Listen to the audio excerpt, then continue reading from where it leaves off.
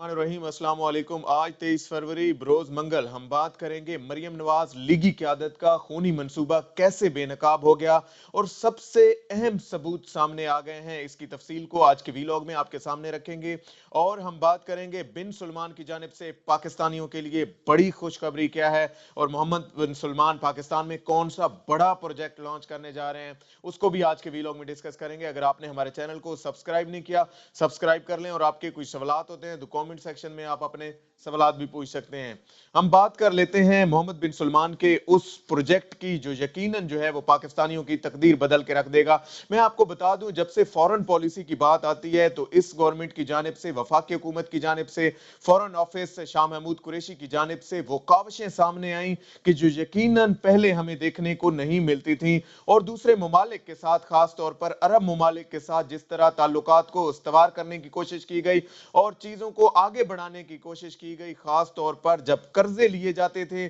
तो अब कर्जों की दलदल से इस मुल्क को निकाल कर सरमायाकारी की तरफ, इन्वेस्टमेंट्स की तरफ कैसे लाया गया। आज मोहम्मद बिन सलमान की जानिब से कल एक अहम इजलास सऊदी अरेबिया में बुलाया गया, रियाद में ये इजलास था। उसमें जो है ये फैसला किया गया कि पाकिस्तान में 10 अरब डॉलर्स की बड़ी सरमायाकारी की जाएगी। इस बड़ी इन्वेस्टमेंट्स पर जो है वो यकीनन बहुत ज्यादा अखराजात भी आएंगे और ये प्रोजेक्ट कमोबेश 10 अरब डॉलर से जायद का है। मैं आपको बता दूं, इसमें जो शामिल हैं जो चीजें वो ये है कि एक तो गवादर पोर्ट पर ऑयल सिटी मंसूबा एक बनाया जाएगा और गवादर ऑयल रिफाइनरी जो पहले ही सऊदी अरेबिया के साथ कॉन्ट्रैक्ट उसके हो चुके हैं, उसको जो है वो अमली शक्ल 2021 में दिए जाने का इम्कान है। और इससे तारीख का सबसे बड़ा मंसूबा सऊदी अरेबिया के साथ, जो पाकिस्तान के माजी के जितने भी बड़े प्रोजेक्ट्स रहे उनमें सबसे बड़ी इन्वेस्टमेंट यही ऑयल रिफाइनरी की, ऑयल सिटी जो बन रहा है गवादर पोर्ट पर, ये सबसे बड़ी इन्वेस्टमेंट है। अब हम आ जाते हैं आज के मेन टॉपिक की जानिब और वो मैं आपको बता दूं, डस्का NA-75 में जो हंगामा हुआ था और खास तौर पर सेनेट इलेक्शन डे पर जो नून लीग की जानिब से एक घिनौना मंसूबा कायम किया गया था और उसमें 2 जानें भी गईं, 2 लोग जख्मी भी हुए। इसके अलावा शदीद जो है वहां पे फायरिंग भी हुई, इसके अलावा हंगामा आराई की गई। उस हंगामा आराई के नतीजे में इलेक्शन कमीशन ऑफ पाकिस्तान की जानिब से न सिर्फ नताइज को रोक दिया गया बल्कि एक कमेटी तश्कील दी गई और उस कमेटी ने रात गए अपनी इन्वेस्टिगेशंस जो है वो सबमिट कराई हैं।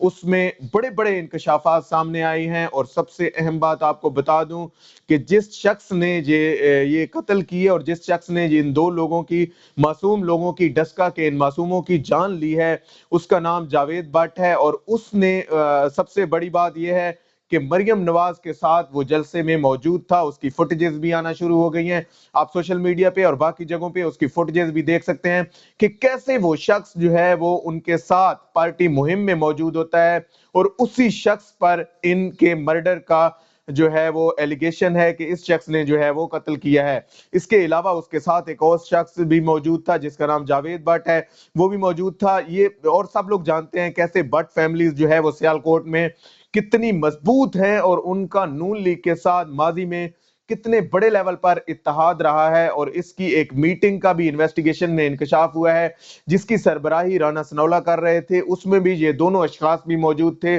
और बाकी पार्टी के वहां पे जो मकामी लोकल क़यादत थी वो भी मौजूद थी, जिसमें इसमें जो इनकी नून लीग की जानिब से जो कॉन्टेस्टेंट थी, जिसने इलेक्शन कॉन्टेस्ट किया था, नौशीन इफ्तिखार, वो भी मौजूद थी। इन लोगों ने वहां पे इसका मंसूबा बनाया कि किसी न किसी तरह ये जो है, जहां पे नून लीग पहले जीतती आई थी और हमेशा से उसे ही अक्सरियत हासिल होती थी, जब भी डस्का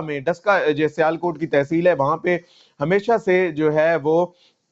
नून लीग की अक्सरियत रही। लेकिन ये पहली दफा था जब जो है वो पीटीआई लीड कर रही थी और पीटीआई ने वाज़े अक्सरियत लेना शुरू कर दी थी, तो इनके पास और कोई चारा नहीं था सिवाय हंगामा आराई के, सिवाय ऐसे हालात क्रिएट करने से जिससे जो है वो ये नताइज हासिल किए जा सकें और मतलूबा नताइज को हासिल। और किसी हद तक इनको मैं कहता हूं कामयाबी भी हुई है कि इन्होंने हंगामा डाल के ना सिर्फ नताइज को रुकवा दिया बल्कि इन्वेस्टिगेशंस को एक ऐसे लेवल पे ले गए कि अब शायद जो है वो दोबारा इलेक्शन का जो मुतालबा किया जा रहा है कि इसमें जो है वो रीपोलिंग होनी चाहिए। आज इमरान खान की जानिब से एक बड़ा बयान सामने आता है और उसमें ये कहा जाता है कि 20 पोलिंग स्टेशन जिन पर जो है वो ये बेज़ाब्तगियां हुई हैं, जिन पर ये करप्ट प्रैक्टिसेस हुई हैं, वहां पे कम से कम जो है वो हम अपने उम्मीदवार को कहते हैं कि वो वहां पे जो है वो री इलेक्शन के हवाले से इलेक्शन कमीशन में एप्लीकेशन दें। पहले ये बयान जब आ रहा था नून लीग की जानिब से कि पूरा इलेक्शन ही री इलेक्शन में चला जाए, अब इमरान खान की जानिब से 20 पोलिंग स्टेशंस का ये कहना, यकीनन ये माजी की आप मिसाल ले लें कि कैसे उस शख्स ने जो है वो न्यूट्रल अंपायरिंग की एक जो है लेके आए ट्रेंड क्रिकेट में। पहले न्यूट्रल अंपायर नहीं होते थे, बल्कि जिस टीम की बैटिंग होती थी उसी के अंपायर, उसी कंट्री का अंपायर होता था। फिर बाद में जो है वो इंटरनेशनल क्रिकेट काउंसिल पर सबसे बड़ी तजवीज जो है वो इमरान खान ही लेके आए और उन्होंने न्यूट्रल अंपायरिंग को मुतारफ कराया। आज उसकी झलक हमें इस इलेक्शन में और खास तौर पर इलेक्शन कमीशन के सामने उस वक्त